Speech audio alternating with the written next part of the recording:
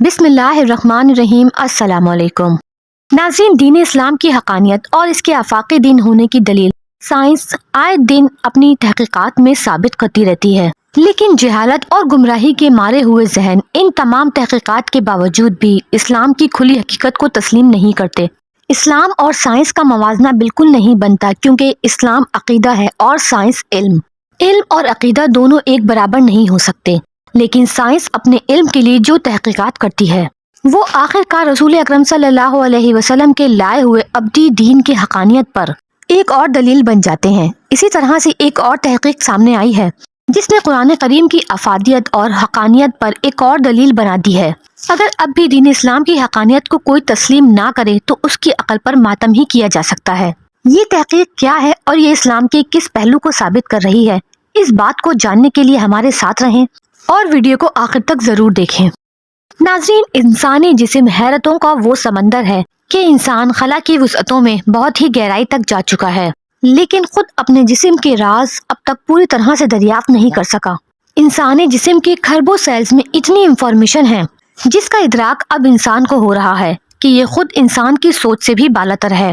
انسانی سائنس پہ ہونے والی ایک تحقیق کے مطابق سائنسدانوں نے اعلان کیا ہے کہ صرف ایک سادہ اور سنگل انسانی خلیے میں اس قدر انفارمیشن موجود ہے کہ اس سے ویکیپیڈیا کے 10 کروڑ صفحات کو بھرا جا سکتا ہے۔ 10 کروڑ صفحات کو آپ یوں سمجھ سکتے ہیں کہ اگر آپ اس انفارمیشن کے 100 صفحات روز پڑھیں تب بھی آپ کو ان 10 کروڑ صفحات کو مکمل پڑھنے کے لیے 2740 سال درکار ہوں گے، اور اگر آپ 200 صفحات روز پڑھیں تو آپ کو تب بھی 1370 سال لگ جائیں گے، اور اتنی انسان کی عمر ہی نہیں ہوتی۔ اس سے آپ اندازہ کر سکتے ہیں کہ اس وقت انسانی جسم میں کھربوں سیلز موجود ہیں۔ ہر سیل میں اتنی انفارمیشن موجود ہے کہ جس کو پورا پڑھنے کے لیے کئی صدیاں درکار ہیں۔ اس سے ہم سمجھ سکتے ہیں کہ اللہ رب العزت نے ہمارے ہر سیل کے اندر کتنی معلومات اور انفارمیشن رکھی ہے، اور اس بات کا علم سائنسدانوں کو اب ہوا ہے۔ انسانی جسم کی ڈی این اے میں اتنی انفارمیشن موجود ہے کہ جسے سوچ کر انسان کا ذہن گھوم جاتا ہے اور اس کی عقل کام کرنا چھوڑ دیتی ہے، جبکہ اس بارے میں قرآن کریم 1400 سال پہلے پیش گوئی کر چکا ہے۔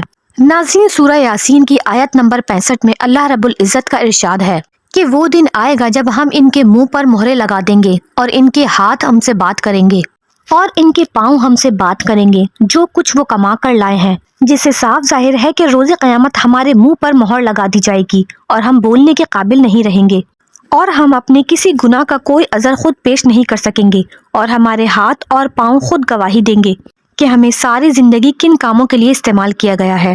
ہمارے ہاتھ بتائیں گے کہ اس شخص نے مجھے کن کاموں کے لیے استعمال کیا، حرام کھایا، رشوت لی، گناہ کیا، کسی کو مارا یا زیادتی کی، چوری کی یا ڈاکہ مارا، ہر عمل کے بارے میں ہمارے ہاتھ بتائیں گے۔ اسی طرح ہمارے پاؤں بتائیں گے کہ یہ ہمیں استعمال کرتے ہوئے اپنے جسم کو اور اپنے آپ کو کس طرف لے کر گیا، کس راستے پر چلا۔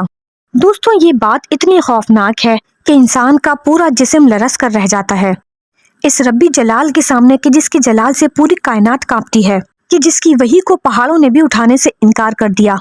ہم اس کی بھیجی ہوئی وحی کو روز پڑھتے ہیں اور اس کے باوجود اس میں شک و شبے کی گنجائش رکھتے ہیں، اور دوسری طرف ہمارا اپنا علم جو اللہ رب العزت نے ہمیں عطا کیا ہے، اور اس کو استعمال کرتے ہوئے ہماری اپنی تحقیق ہی ہمیں بتا رہی ہے کہ ہاں ایسا ممکن ہے۔ یہ ہماری تحقیق ہی ہے کہ جس سے ہمیں علم ہوا کہ ہمارے ایک خلیے میں کس قدر انفارمیشن موجود ہے، کہ جس پہ 100 کروڑ صفحات لکھے جا سکتے ہیں، اور ہم انسانوں کی محض 70 یا 80 سال کی زندگی کی یہ انفارمیشن کیا ہمارے جسم میں محفوظ نہیں رہ سکتی؟ بالکل رہ سکتی ہے، اور ایسا ہی ہوگا۔ جیسا کہ ہم نے پہلے بتایا کہ سائنس اور مذہب کا تکابر اپنے آپ میں بیوقوفانہ چیز ہے، کیونکہ سائنس مشاہدات پر یقین رکھتی ہے اور مذہب ہمیں ان چیزوں کے بارے میں بتاتا ہے جن کا ہم مشاہدہ ہی نہیں کر سکتے۔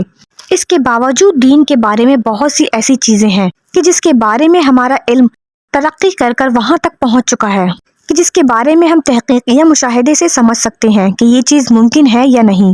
عرب معاشرے میں قرآن کریم نازل ہوا۔ وہ معاشرہ اس وقت جہالت کی تاریکیوں میں ڈوبا ہوا تھا۔ اس وقت کے وہ عرب لوگ بھی اس بات کا مذاق اڑاتے تھے کہ جب ہڈیاں ختم ہو جائیں گی اور گوشت مٹی ہو جائے گا تب کیسے ہم دوبارہ زندہ ہو سکتے ہیں؟ پھر بھی اگر ہم زندہ ہو بھی جائیں تو ہمارے اعضاء ہمارے خلاف کیسے بول سکتے ہیں؟ آج ہم نے جان لیا ہے کہ مادہ اور انرجی ایک ہی چیز ہے۔ مادے کو ہم انرجی میں تبدیل کر سکتے ہیں اور انرجی سے ہم مادہ حاصل کر سکتے ہیں۔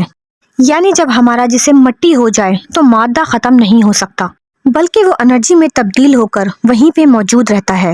جب ہم انسانوں کے پاس یہ محدود سی ٹیکنالوجی آ سکتی ہے کہ ہم مادے کو انرجی میں اور انرجی کو مادہ میں تبدیل کر سکیں، تو کیا اللہ رب العزت جس نے یہ پوری کائنات بنائی وہ ہماری ہڈیوں کو دوبارہ پیدا نہیں کر سکتا؟